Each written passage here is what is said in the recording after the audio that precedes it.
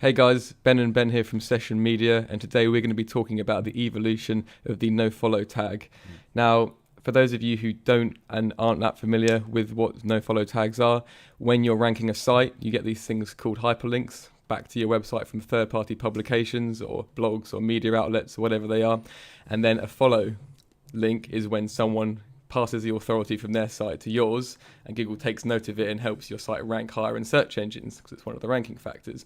A no-follow tag is when Google doesn't take that much notice of it and it doesn't really pass the authority from the linker's site to the receiver's site. No-follow doesn't pass PageRank, so it doesn't pass any of the benefits from the authority of the user's site, whereas a do-follow link does. So do-follow helps you rank, no-follow doesn't help you rank.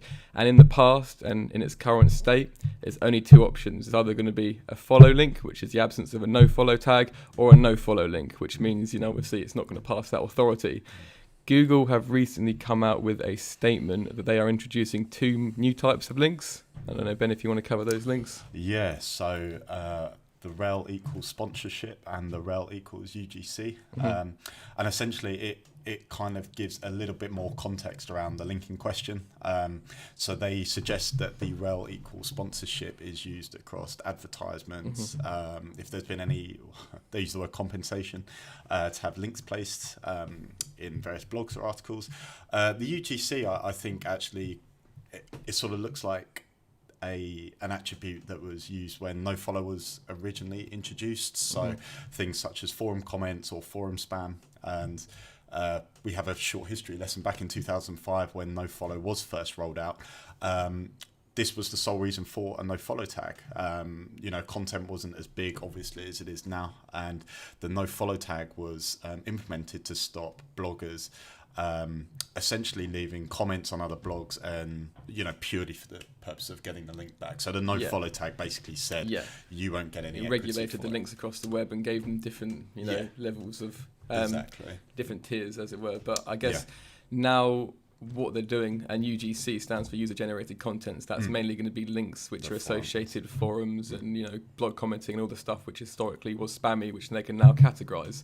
Now these updates have been spoken about quite a lot, but I guess the real importance is the implication of what these links mean, both for people that are on the publisher side and both for the SEO and digital marketing industry in itself.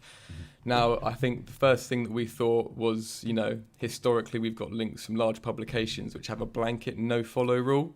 So, initially I think we all got quite excited that, as of March next year, they're not going to be using no-follow as a directive. They'll be using it more as a hint. A hint, yeah. So a hint. So Google will pick and choose whether it takes notice and passes PageRank from that link to your website. Now, I think, from looking at do you think it's going to change much at all? If I'm honest, we've had a lot of back and forth with this, haven't we? I think ultimately, if it suddenly switched all these off, it will crash the web. You're still going to have a lot of publishers that will leave no-follow tags in display advertising, if they're running affiliate sites with links like that. So I don't think the no-follow tag is going to become completely redundant. I think really it aims to give Google a little bit more context around the link that you've dropped in, but ultimately I can't. I like to think it would change quite a lot, but I can't see it changing too much, purely because this is how the web's made up now, and you think of how everything would almost come crashing down if suddenly this no-follow tag was switched off. I think, and obviously it's all speculation because no one really knows. You've got judge, jury and execution at Google. They know, I think, or hope they know. So we've got the UGC link, which will obviously be, can replace forums and commenting, which I think will be relatively easy rolled out. You've got the sponsored content link, which I think, as an SEO, you want to go out there and get good links, and if it's a follow link, perfect. If it's a no follow link, fine. If it's in a decent publication, drives referral traffic, that's fine. From a sponsored link perspective, people going out there and still buying links and paying for links, and they negotiate a do follow link in the process of doing that anyway. So if publications that currently charge people for links are looking to then go out and say there's going to be a sponsored link because that's what Google says, then these people currently aren't playing by the guidelines necessarily, because obviously they're receiving payment for links. So I don't think introducing a sponsored thing is going to impact the way in which people try and monetize their blogs in a way in that they charge for links. It's difficult, isn't it? Because I think with these these sort of attributes, you do have to be a bit careful. In turn, the other side of the coin, to what you were saying, Ben, was that we could have a publisher in which we pitch in a campaign or whatever. They want to reference it, but they might still link it as sponsorship. Now, sponsorship in UGC at the moment are being treated in essence as no follows. They're not going to pass any page ranks. So I think it does tread a very almost like dangerous line, in the sense of, if you have a publisher or a blogger from a non-SEO background, is going to feel more inclined to either misuse these tags. So, you give a blogger or publisher a press release and they mark it as UGC, when technically that wouldn't even be right in the eyes of Google. And I think it kind of gives them, it's almost like, if it ain't broke, don't fix it type thing. And really how I kind of see this is, Google can better understand the link, but really it's asking for us to put in more work for essentially little benefit from the user side. If that makes sense. I think they'll be able to pass more information through to Google and their database and sort of help them categorize sites. Do you think there'll be a sort of ratio aspect? Obviously, everyone talks about things like anchor text ratios and everything. Do you reckon there'll be an ideal ratio that people will sort of come out and try and hack and say, you need 20% sponsored links, you need 20% GCC or UGC? I don't know. I think the thing is with sponsorship, when you actually break down these two items, essentially no follows are supposed to be used in all cases anyway. So essentially what this is doing is basically saying, instead of using a no follow on your display ad that you're running, or a no follow on your spatial forum comment space, put a UGC or a sponsorship. Yeah, I think that's quite easy to automate and sort of roll out. But with UGC, but with sponsored content, it'd be interesting to see how many sponsored tags are rolled out by people that obviously not ones that are being manipulated, because they obviously won't roll those out because otherwise the SEO is not paying for something in their mind. But the way we build links, I guess, hopefully it will make big publications realise that they can give us follow links, or if a no follow link does maybe act as a hint rather than a definite a directive. A directive. I think that would be good for us as well. But ultimately, like I think we've spoken about, I don't think it's going to make any difference from our perspective. And I mean, there's campaigns you run. No, exactly, and I think there's been. We speak a lot on the podcast that obviously we set ourselves link targets, but really, the link is kind of the additional benefit to whatever we create. You want to create something newsworthy, something that readers want to read, click and enjoy, etc.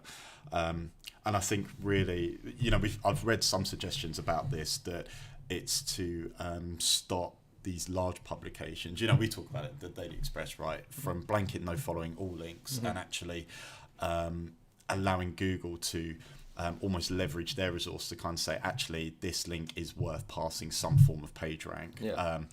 And the reason I've seen actually across a few accounts on Twitter was so that it's more fair.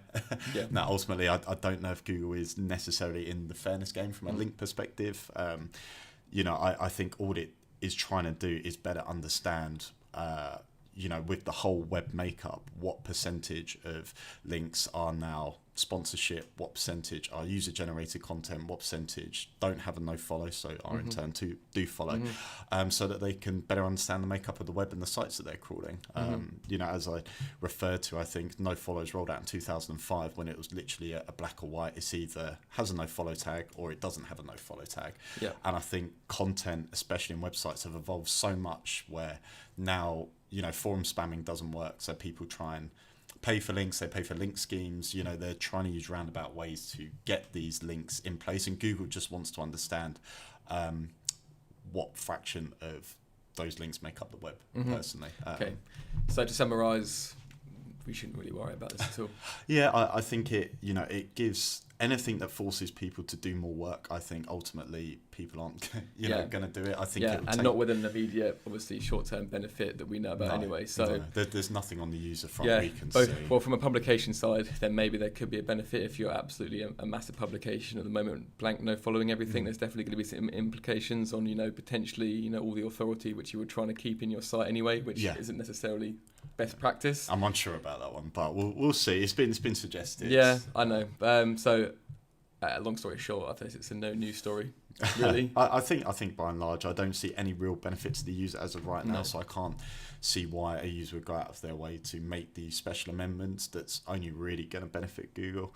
But and then again, as we said at the start, this sort of stuff can be quite dangerous dangerous, loose term used, but for publishers that kind of say, right, all our links are now sponsorship or UGC, that could affect hundreds of thousands of sites. So, as mostly with Google, I'm sure there'll be more to this story as things develop. Yeah, I don't think they'll be backdating it, or they could go and backdate it, but I think it's always about the process moving forward, isn't it? Yeah. Well, yeah, I guess, usually this sort of stuff follows an algorithm update. So, I guess we'll have people with more resource than us that will test this stuff, and then I'm sure things will unwind. We'll keep an eye on it. Yeah, nice for one. Sure. Cool. Thanks for listening, guys, and hear from us soon. Cheers. Yeah, leave a comment if you want to. if you have any kind of thoughts or concerns around this. Cool. Nice one. Thank you.